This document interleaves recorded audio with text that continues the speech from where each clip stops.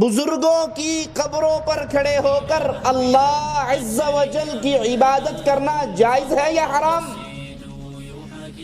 صحیح بخاری اور مسلم میں حضرت عائشہ رضی اللہ تعالی عنہا کی روایت ہے، فرماتی ہے ام سلمہ رضی اللہ تعالی عنہا حبشہ کی ہجرت سے واپس آتی ہیں اور رسول اللہ صلی اللہ علیہ وسلم کو ایک گرجے کا حال بتاتی ہیں، ایک کنیسہ کی خبر دیتی ہیں، یا رسول اللہ صلی اللہ علیہ وسلم، ہم نے حبشہ کے اندر ایک کنیسہ دیکھا، عیسائیوں کی عبادت گاہ کو کنیسہ گرجا کہا جاتا ہے، اس کے اندر ہم نے مورتیاں تصویریں دیکھی۔ رسول اللہ صلی اللہ علیہ وسلم فرماتے ہیں یہ یہود و نصارہ، ان کا جب کوئی نیک آدمی فوت ہو جاتا، نیک آدمی مر جاتا، تو یہ اس بزرگ کی، اس ولی کی، اس نیک آدمی کی قبر پر مسجد بنا لیتے، عبادت گاہ بنا لیتے اور اس میں اس کی تصویریں سجا لیتے، مورتیاں بنا لیتے۔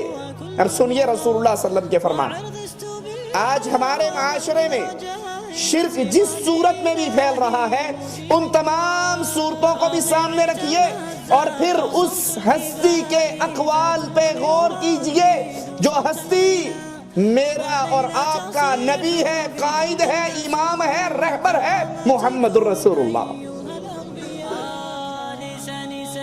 لوگوں کے بزرگوں کو پیش کر کے ہم اپنے بزرگوں کے ساتھ مقارنہ نہیں کرواتے کہ تمہارے مولوی نے یہ کہا تو ہمارا مولوی یہ کہتا ہے۔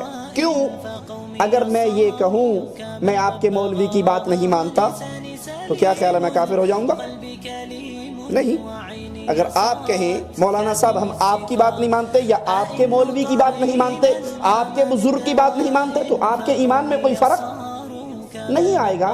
اس لیے ہم مقارنہ کرتے ہیں اس ہستی کی باتوں کے ساتھ۔ اگر کوئی یہ کہے کہ میں محمد رسول اللہ کی بات نہیں مانتا، اس کے کافر ہونے میں کوئی شک رہ جائے گا؟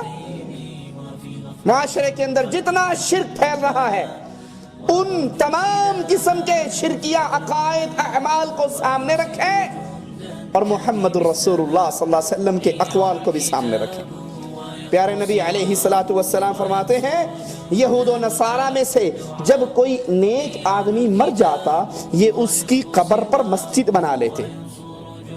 ہمارے ہاں بھی یہی ہوتا ہے نا، دربار ہے ساتھ اس کی قبر پہ مسجد ہے، بابا حجویری کی قبر ہے اس پہ مسجد ہے، اسلام آباد والے بابے کی قبر ہے اس کے اوپر مسجد ہے۔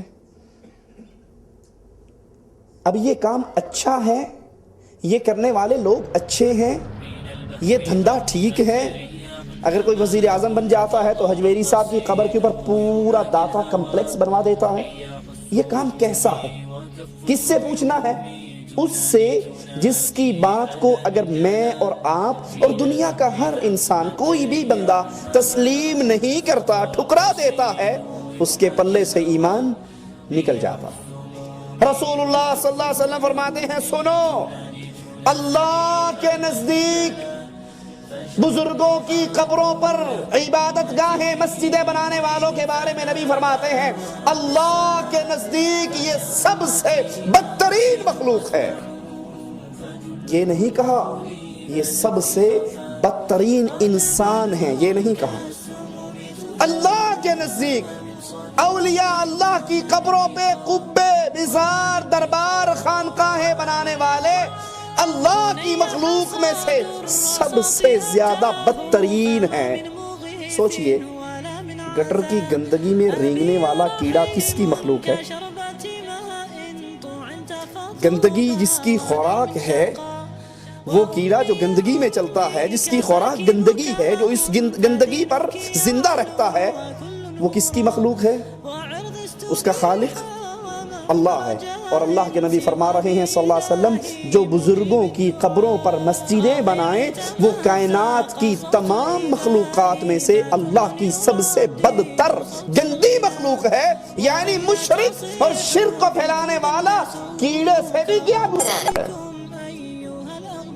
رسول اللہ صلی اللہ علیہ وسلم اور حضرت عائشہ فرماتی ہیں کہ یہاں حبشہ والوں نے 2 فتنوں کو جمع کر دیا.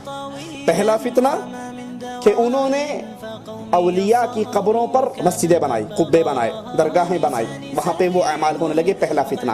دوسرا فتنہ انہوں نے بزرگوں کی، اولیاء کی مورتیاں، تصویریں، صورتیں بنائی. اور یہ شیطان کا دوسرا وار ہے کہ شیطان اس طریقے سے انسانوں میں شرک پھیلاتا ہے جیسے قوم نوح کے اندر شیطان نے 5 پنجتن پاک، ود، سوا، یعوس، یعوق، نصر، ان اولیاء اللہ کی صورتیں بنوائی اور پھر ان صورتوں کی محبت میں اتنا غلو کیا کہ قوم نوح شرک کرنا اس نے شروع کر دیا.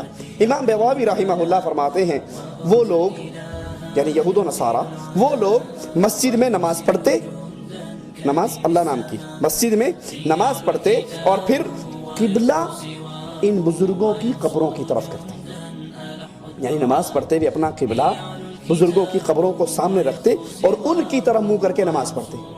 ذرا جائیے اپنے اپنے معاشرے کے اندر دیکھیے، ہمارے ہاں بھی قبر درمیان میں ہوتی ہے، چاروں طرف درویش بیٹھ کے قرآن پڑھتا ہے یا نہیں پڑھتا؟ اللہ کے لیے، اللہ کو جان دینی ہے آپ نے. آپ کی قبر میں نے نہیں آنا، میری قبر میں آپ نے. خود مقارنہ کیجئے، خود اپنی اس عقل کو استعمال کیجئے. آپ کے اور ہمارے معاشرے میں قبر کے چاروں طرف درویش بیٹھ کے قرآن کی تلاوت کرتے ہیں یا نہیں کرتے؟ یہ قرآن پڑھنا تو عبادت ہے کس کی؟ اللہ کی، لیکن اس کا رخ کس طرف ہے؟ اور جب سوال کرنے والا دعا کرنے کے لیے آتا ہے، بیت اللہ پشت پہ ہوتا ہے، قبر بزرگ کی ادھر ہے، تو وہ ہاتھ باندھ کر قبر کے سامنے کھڑا ہوتا ہے یا نہیں؟ ہاتھ باندھ کر، ہاتھ اٹھا کر، یا یوں قیام کی حالت میں اس بزرگ کی قبر کی طرف منہ کر کے دعائیں کرتا ہے یا نہیں؟ یہی عمل یہود و نصارہ کیا کرتے تھے. اس پر رسول اللہ صلی اللہ علیہ وسلم نے ان کو ملعون قرار دیا، ان پر لعنت کی. اور لعنت کا مطلب کیا ہوتا ہے؟ طرد من رحمت اللہ، کہ ایسے لوگوں پر پھر کبھی اللہ کی رحمت نہیں پڑتی جب تک وہ توبہ طائب نہ ہو جائے.